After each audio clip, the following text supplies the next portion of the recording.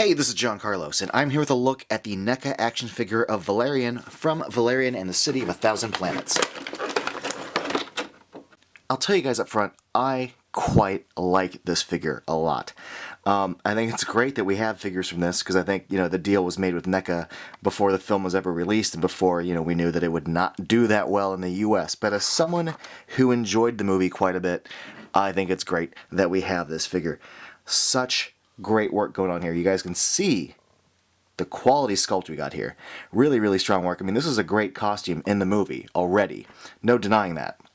So having that in toy form for me as a fan of the costume design is great. You can just see all the straps, all the surface detail of like his kind of spacesuit armor. Really, really strong work from NECA on this. I think some of their stronger work I've seen in the last several months from a lot of figures, especially for the amount of detail that went into this. Some things I want to point out, some good things I want to point out about it, include the fact that the separation between the grooves in the outfit are highlighted by black paint, really clean black paint. A good use of kind of alternate textures, like all this is plastic, but the shoulder pieces are like a soft, kind of squeezable rubber, but not too squeezable. Same thing with the belt and the holster on the side here. The separation between black paint and gray is really, really strong, as is the little orangey kind of copper highlights on the boots, on the arm sections there, and lining his collar. Just give you guys a better look at that.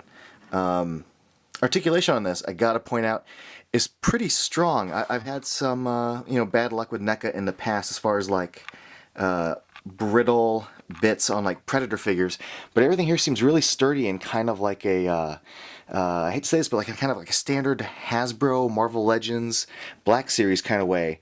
As far as like the rotating hinged elbows, we got swiveling and hinged wrists that swing in side to side. You got a mid-torso cut.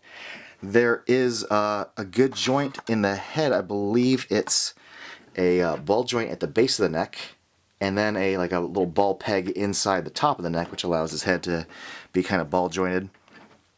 There is no bicep cut, and there is a kind of limited range at the shoulders, but that's the only real limitation is at the shoulders, because once you get to the legs, they have that kind of like rubbery crotch butt area, so that you can have like a ball jointed leg inside there with some pretty good mobility. Can't swing it too far forward and too far back, but more than say like a McFarlane toy. Double knee joint. Actually, not a double knee joint. It's the little ball hinged knee, which I dig because it has like a swivel to it. But man, do I love the sculpt on this outfit. And then we have the hinged and swiveling ankle joint. Really, really good stuff. I'll bring it in for an even closer look so you guys can see some of the details in the costume, because I'm going to just keep raving about the details of the costume. Also got to point out that the head is a very good likeness of Dane DeHaan. Here, I'll bring it in. You can just see here they captured like the actual like shape of his lips and his nose, his cheekbones.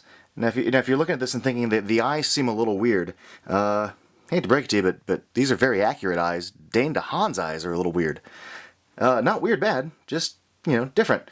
And I think they did a great job with the blue eyes there. The sculpt of the hair totally captures his look in the movie. So props to them for that. And it has kind of a little rubbery additional kind of texture to it, which I think helps for the hairstyle. The cut on the cheek looks good. I love the details on the back. Really great stuff there. But yeah, this likeness is really strong. I dig the eyebrows.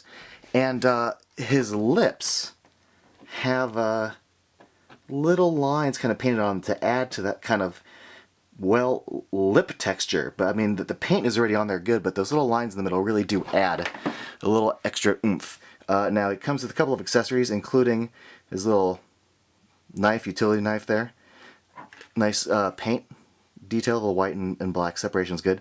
Same with his blaster. It looks really, really good. It's a nice sculpt. I dig how that turned out. I am pretty stoked about this. One thing I got to show you guys too is that the holster is made of like a soft rubbery material, but it still manages to hold the blaster pretty good, because that little kind of dip right there at the bottom, and that little lip going up the side there, this little sort of backwards J, manages to hold the blaster pretty well. There is nothing on the figure to hold the knife though. Ah well. Posability on this figure is pretty strong. I'm actually having some pretty good luck with the joints not giving me any resistance and moving smoothly but still holding their shape. I like how loose but sturdy still the mid-torso cut and the legs are. They're just the right amount of loose and just the right amount of sturdy. Actually, I'm really stoked with this compared to some of my other NECA figures. Again, I don't know, I've just had some bad experiences with Pacific Rim and Predator figures, but this, it's really working for me. The only way this figure could be better, in my opinion, is if it had like an alternate head with like the full kind of helmet going over out of the neck area.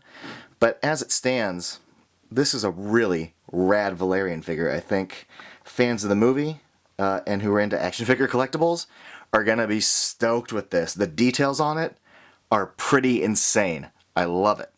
Now be sure to come back to my channel or subscribe to it, because in the next few days I will have reviews up of Laureline and K-Tron.